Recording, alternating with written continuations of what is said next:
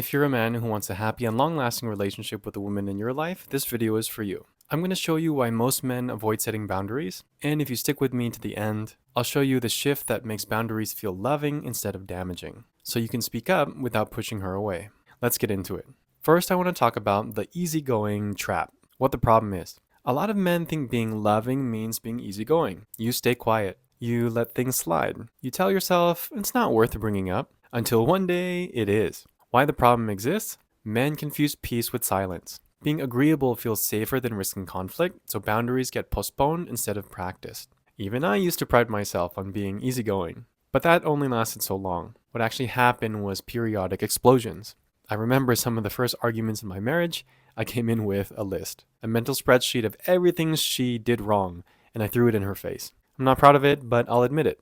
For you, it might look like bottling things up, saying yes when you really mean no, avoiding conflict until it boils over, becoming passive-aggressive. Different experiences, same cause. When boundaries aren't spoken early, they don't disappear, they accumulate. And even when you do finally set a boundary, if you wait too long, it comes out wrong, which we will talk about next. Really quick, if you're getting value, hit like and subscribe. It helps us reach more men who need this message. Next, I want to talk about late boundaries feel harsh. What the problem is. Boundaries that should have been gentle become sharp. Not because the boundary is wrong, but because it's long overdue. Why the problem exists? When needs aren't expressed in real time, they show up emotionally charged. The conversation isn't about this moment anymore. It's about months or years of frustration. One boundary I set way later than I should have was around sleep. I am someone who needs sleep. If I don't get it, I'm grumpy, unfocused, and I can't make good decisions. Probably because I live consistently, stay in a calorie deficit for long periods of time, or maybe I was just a bear in a past life. But instead of saying that early, I let it build. For you, it might look like needing alone time but never asking, feeling overwhelmed but not speaking up, wanting consistency but tolerating chaos. Different experiences, same cause.